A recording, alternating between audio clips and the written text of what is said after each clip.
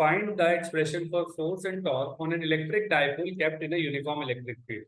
क्या फोर्स हमने निकाल ली, हमेशा ही जीरो है। टॉर्क हमने निकाल ली, जीरो हो भी सकती है या नहीं भी हो सकती है, और उसकी तो पूरी हमने डेरिवेशन भी करी, जो भी हमने नीचे ये वाला पार्ट किया, ये एक तरीके से उसका डेरिवेशन पार्ट था, ये वाला पार्ट। तो ये टॉर्क की डेरिवेशन हो गई है ना। इसके बाद हमने क्या कहा कि define torque acting on a dipole P placed in uniform electric field, वो भी हमने कर लिया। Express in a vector form में लिखा, पहले P vector cross E vector लिखा है, ये उसका वेक्टर फॉर्म हो गया। ठीक है, pointing out the direction along which it acts, वो भी हमने बता दिया। What would happen if it fields in the non uniform field. अब नॉन यूनिफॉर्म फील्ड में अगर हम किसी चीज को एक तरीके से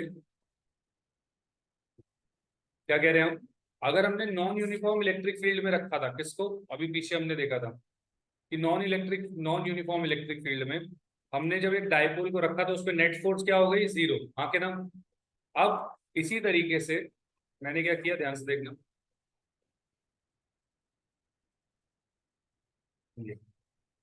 अब इसमें अगर मैं एक डाइपोल को रख दूं कुछ, मान लो ऐसे, तो सोच के देखो भाई, यहां पर फोर्स ज्यादा लगेगी और यहां पर फोर्स कम लगेगी, तो रोटेट तो अब भी करेगा। बात समझ में आ रही है। अब इसमें हमें कभी भी नेट फोर्स जीरो होना पॉसिबल नहीं है, लेकिन इसी के अंदर अगर हम नेट टॉर्क की बात करें तो वो जीरो अभी भी हो सकती है, वो जीरो अभी भी हो सकती है। क्या बात समझ में आ रही है नहीं। अब उसके लिए थोड़े केसेस रहते, लेकिन तुम बस इतना टेंशन, इतना ध्यान रखो कि भाई in a non uniform electric field, in a non uniform electric field, in a non-uniform electric field, a dipole will experience force as well as torque. क्या मेरी बात समझ में आ रही है या नहीं, इसमें कोई भी डाउट। यहां पर अगर मैंने इसको इस फील्ड के अलोंग रख दिया, ध्यान से देखना, ये माइनस क्यू और ये प्लस क्यू, तो अगर ये प्लस क्यू हुआ, मैंने फोर्स लगाई इधर, माइनस क्यू हुआ तो फोर्स लगेगी इस तरफ, लेकिन क्योंकि ये वाली फोर्स ज्यादा ताकतवर है तो इसको खींच ले जाएगी, लेकिन इसको घुमा नहीं पाएगी। तो नॉन यूनिफॉर्म इलेक्ट्रिक फील्ड में रखने के बाद भी इलेक्ट्रिक डाइपोल के ऊपर नेट टॉर्क जीरो हो सकता है। क्या ये बात समझ में आ रही है या नहीं। इफ, तो इसमें हम क्या लिख सकते हैं, इफ अ डाइपोल, लेकिन ये पेपर में ये चीज याद रही है, थोड़ा मुश्किल है, और ये तुम्हारा दिमाग चलना चाहिए, उसके बाद ही होगा। If a dipole is placed in a non uniform electric field, still it can have zero torque। क्या मेरी बात समझ में आई है या नहीं। Still it can have zero torque, एक बार लिख लो इसको।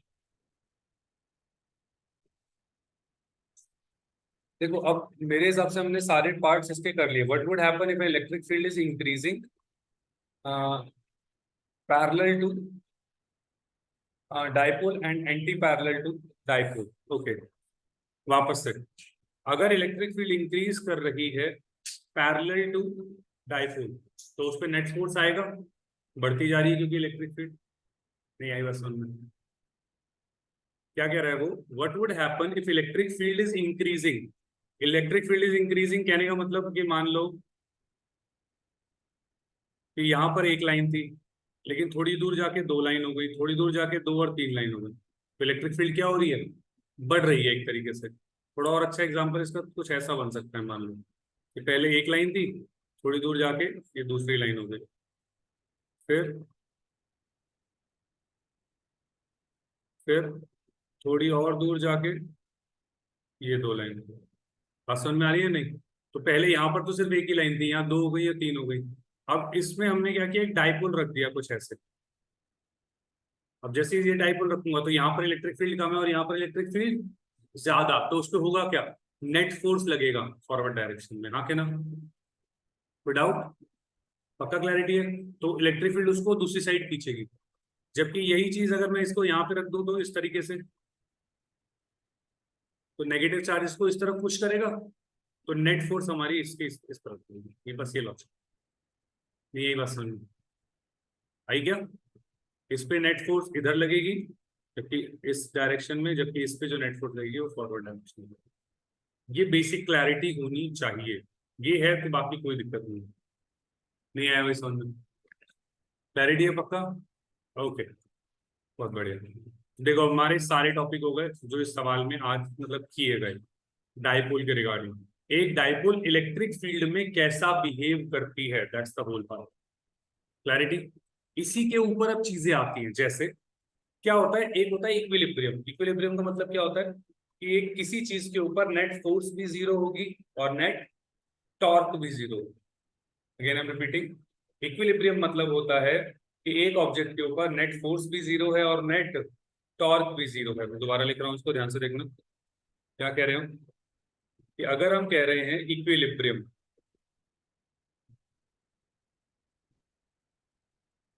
तो इक्विलिब्रियम में मतलब होता है कि उस पर नेट फोर्स जीरो होती है और नेट टॉर्क भी जीरो होती है। अब हमने कहा कि इक्विलिब्रियम में एक्चुअली होते हैं तीन टाइप के। एक होता है अनस्टेबल इक्विलिब्रियम, एक होता है स्टेबल इक्विलिब्रियम, एक होता है न्यूट्रल इक्विलिब्रियम। दो न्यूट्रल इक्विलिब्रियम ज्यादा काम में आता नहीं, लेकिन ठीक है, तीन। अनस्टेबल इक्विलिब्रियम क्या होता है? अनस्टेबल इक्विलिब्रियम ऐसा होता है कि भाई जैसे कभी कभी कहते हैं एक बच्चा है यार शांत बैठा है तो शांति रहने दो यार, उसको कम से कम बैठा तो है। ठीक है, छेड़ोगे तो हो सकता है ये सांड वांड होते हैं, शांति से बैठे हैं, बैठे रहेंगे, ज्यादा पंगे मत लो। तो ये हो गए अनस्टेबल इक्विलिब्रियम। क्यों? क्योंकि उनको जरा सा छेड़ा तो दिक्कत होगी। क्या बात समझ में आई है? नहीं। दूसरे होते हैं स्टेबल इक्विलिब्रियम। स्टेबल इक्विलिब्रियम मतलब हम छेड़ते हैं वापस से वैसे ही रहते हैं, उसमें ज्यादा फर्क नहीं पड़ता। या हम कहते हैं स्टेबल इक्विलिब्रियम मतलब कि जब हमने उनको अपनी पोजीशन से हिलाया तो वापस से, जैसे पढ़ने वाले बच्चे, वो ना पढ़ने वाले बच्चे कांटेक्ट में थोड़ा बहुत आएंगे तो थोड़ी देर के लिए ना पढ़ने वाला शायद उन्हें मजबूर कर लेना पढ़ने के लिए, लेकिन वापस से वो कहाँ चले जाते हैं? पढ़ने के लिए। Stable equilibrium. जो ना पढ़ने वाले होते हैं वो भी स्टेबल इक्विलिब्रियम, क्योंकि वो पढ़ने वाले के साथ बैठेंगे तो थोड़ा बहुत शायद वो पढ़ लें, लेकिन वो वापस किस रेंज में आ जाते हैं? ना पढ़ने। बात समझ में आ रही है? नहीं। सेम लॉजिक आता है स्टेबल में। अनस्टेबल में मतलब कि भैया एक बार शुरू हुआ तो फिर ना रुकना, फिर वो वापस वहां जाएगा ही नहीं।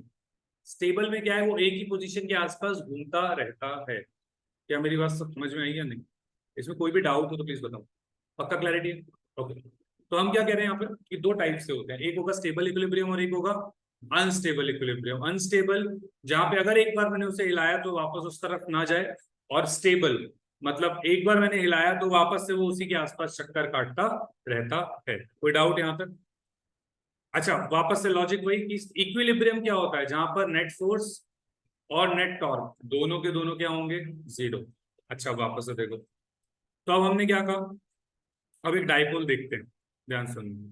जैसे एक ये डाइपोल है यहाँ पर, ध्यान सुनिए। अब एक पॉजिटिव चार्ज इधर, नेगेटिव चार्ज इधर, क्योंकि पॉजिटिव इधर है नेगेटिव इधर है, तो क्या मैं लिख सकता हूँ कि ये जो टॉर्क होगी, जो डाइपोल होगा, उसकी डायरेक्शन ये होगी, हाँ के ना? इसमें कोई डाउट? पक्का क्लैरिटी है भाई? मैंने जानबूझ के इसको इस तरह से लिखा है। अब इस वाले को आप क्या कहोगे, स्टेबल या अनस्टेबल? तो ध्यान से सुनना। अब मैंने क्या किया, इसको थोड़ा सा हिला दिया। जब थोड़ा सा हिलाया तो नेगेटिव चार्ज को किस तरफ जाना चाहेगा? इस तरफ। और पॉजिटिव चार्ज किस तरफ जाना चाहेगा? रोटेट होगा या नहीं होगा? ध्यान से देखो। होगा। और होगा, इसका मतलब अगर मैंने इसको इसकी इक्विलिब्रियम पोजीशन से हिलाया तो ये वापस से अपनी इक्विलिब्रियम पोजीशन पर जा नहीं पाएगा। इसका मतलब ये कौन सा इक्विलिब्रियम हो गया? Unstable equilibrium. क्या मेरी बात समझ में आई है या नहीं? इसमें कोई भी डाउट है तो प्लीज बताओ। हाँ भाई, क्लैरिटी एकदम। सिमिलरली इसी के अंदर एक और देखो। हाँ, देखो क्वेश्चन भी आया हुआ है सीबीएसई में, क्या लिखा हुआ है? Depict the orientation of dipole in stable and unstable equilibrium in uniform electric field. तो क्या करना है, वापस से ध्यान सुनना। पीछे अभी हमने इलेक्ट्रिक फील्ड बनाई है, मैं उन्हीं को ले लेता हूँ, ध्यान से देखें। तो हमने क्या किया, मैंने एक इलेक्ट्रिक फील्ड ये ली, एक ये ले ली। तो वापस से लॉजिक क्या है कि जिस डायरेक्शन में इलेक्ट्रिक फील्ड होगी, आई कैन रिपीट, जिस डायरेक्शन में इलेक्ट्रिक फील्ड होगी, अगर मेरा डाइपोल भी उसी डायरेक्शन में है, तो ये होती है स्टेबल इक्विलिब्रियम।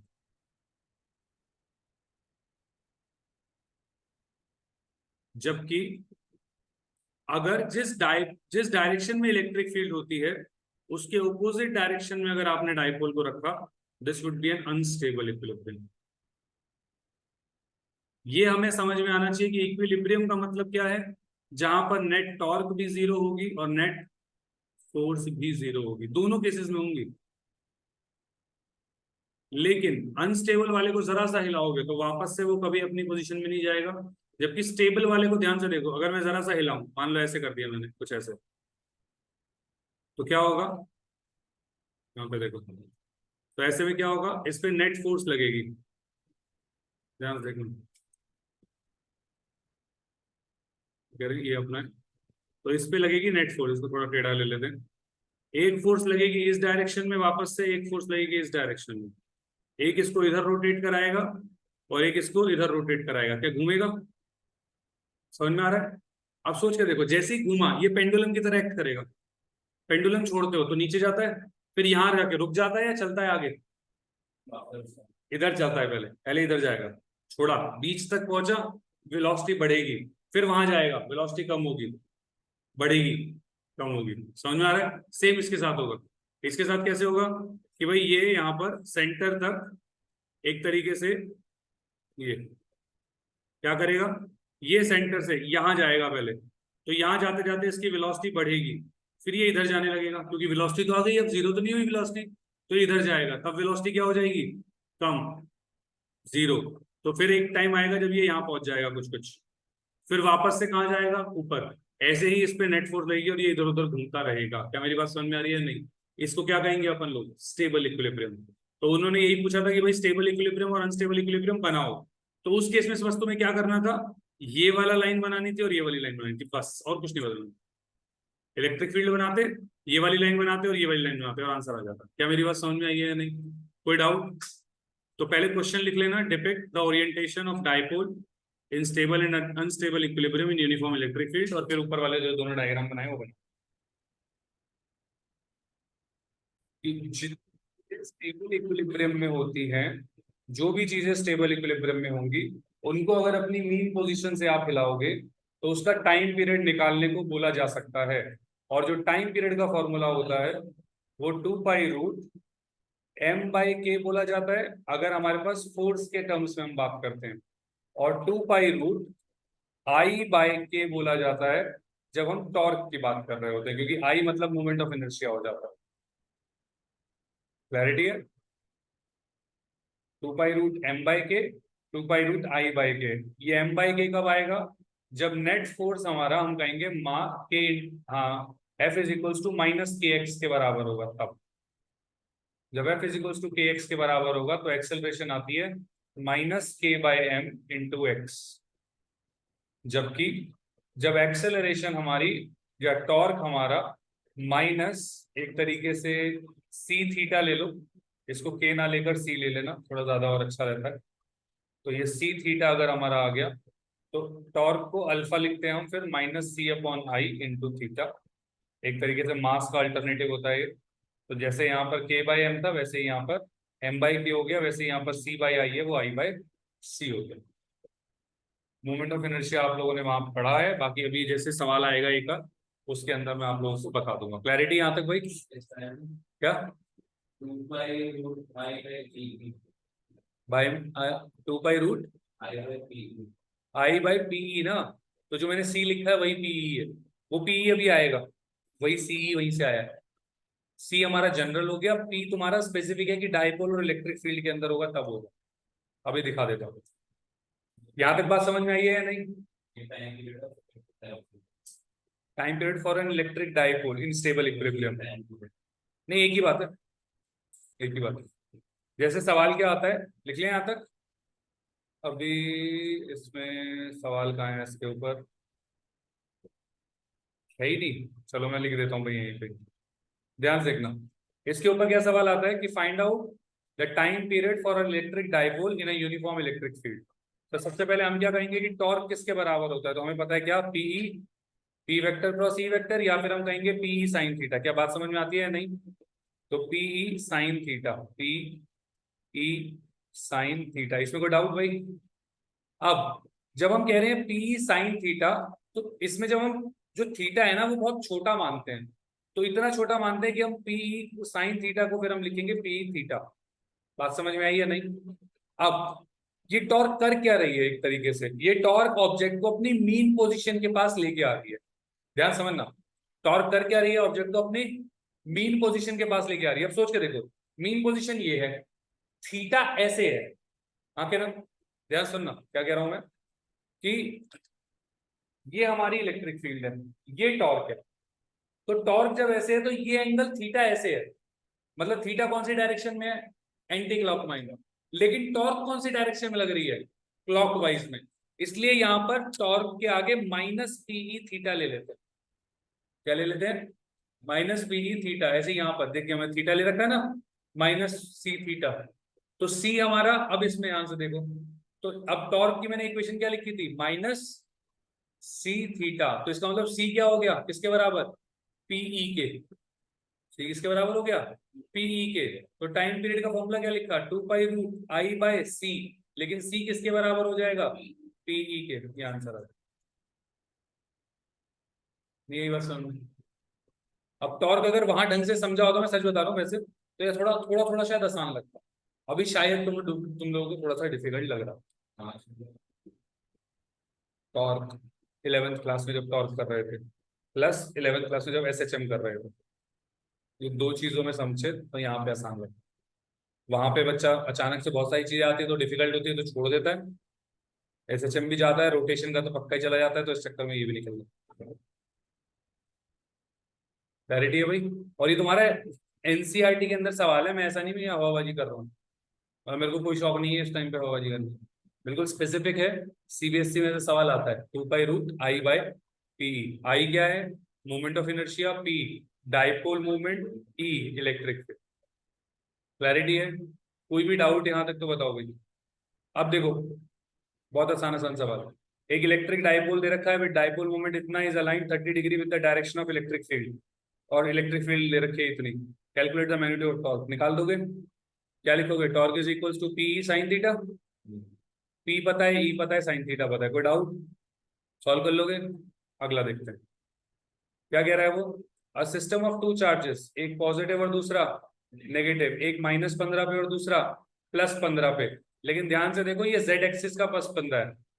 तो जेड एक्सिस का +15 मतलब, अगर मैं कहता हूं ये एक्स एक्सिस है, ये वाई एक्सिस है, और ये जेड एक्सिस है, तो वो चार्ज जो है वो एक यहाँ पर है और एक यहाँ पर है। क्या मेरी बात समझ में आई या नहीं? ये हो गया आपका +15 और ये हो गया -15। समझाने के लिए मैंने हमेशा क्या कहा है, अपने सामने वाली दीवार का उल्टे हाथ का कॉर्नर पकड़ा करो। तो तुम्हारी सामने वाली दीवार का उल्टे हाथ का कॉर्नर वो हो गया नीचे वाला, वहां देख बेटा, वहां पर वो कॉर्नर। तो ये डायरेक्शन z, वो -z, ऊपर y, ये वाली डायरेक्शन x। अभी वो z और -z में है, तो एक चार्ज मान लो दरवाजे के इस तरफ है और एक दीवार के उतनी ही दूर पीछे की तरफ। क्या बात समझ में आ रही है? अब जो ए पॉइंट है वो माइनस पीछे की तरफ है, जहां पे पॉजिटिव चार्ज रखा हुआ है। ध्यान से देखना क्या कह रहा हूं मैं। अब इसमें भी इन्होंने ट्रिक खेल रखी है कि पॉजिटिव चार्ज को इन्होंने यहाँ पे रखा हुआ है, ये +q चार्ज है, और यहाँ पर क्या रखा हुआ है? इसका मतलब जो डाइपोल मूवमेंट है आपकी वो इस डायरेक्शन में। क्लैरिटी है? Respectively what are the total charge and total electric dipole movement of the system. Net charge तो क्या होगा? 0। एक का पॉजिटिव और एक का नेगेटिव, एनसीईआरटी का 1.9 क्वेश्चन। तो नेट चार्ज क्या होगा? Q1 plus Q2, 0। क्लैरिटी है नहीं? किसकी? डाइपोल की डायरेक्शन होती है माइनस से, तो नेगेटिव किधर है? इधर। पॉजिटिव किधर है? दीवार के उस तरफ गया उधर। क्लियर है? तो अच्छा, डाइपोल का फॉर्मूला क्या? Q × 2a। अच्छा, Q कितना? चार्ज 2.5 × 10⁻⁷, Q ही ले लो इसका। तो 2a, एक तरीके से a 15 है तो 2a कितना हो जाएगा? 30। अच्छा, कौन सी डायरेक्शन? ये x डायरेक्शन, y या z? +z या -z? -z। पॉजिटिव यहाँ नहीं लगा, यहाँ नेगेटिव लगा है। पॉजिटिव कहाँ लगा है? तो दीवार से ऐसे जाएगा पार। तो इसलिए यहाँ पर क्या आ जाएगा, माइनस ऑफ के टाइम के कैप, खत्म।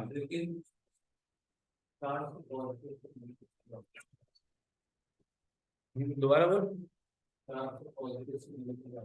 चार्ज पॉजिटिव से नेगेटिव नहीं जाता, इलेक्ट्रिक फील्ड पॉजिटिव से नेगेटिव। क्या कह रहे हैं अब हम? Electric dipole placed in a uniform non uniform electric field can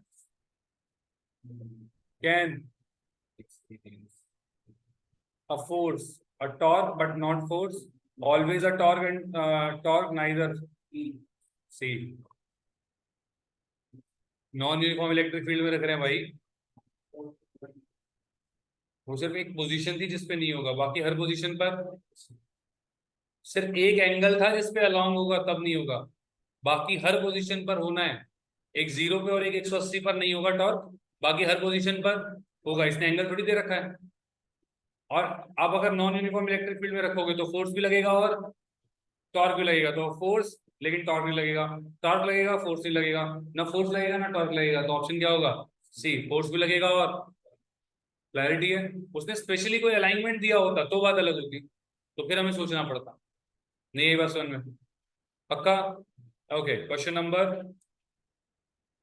30, time होने वाला है, कोई नहीं। डाइपोल लेंथ दे रखी है, एंगल दे रखा है, इलेक्ट्रिक फील्ड है, टॉर्क दे रखी है। क्या निकालना है? मैग्नीट्यूड ऑफ चार्ज निकालना है, निकाल लोगे भाई?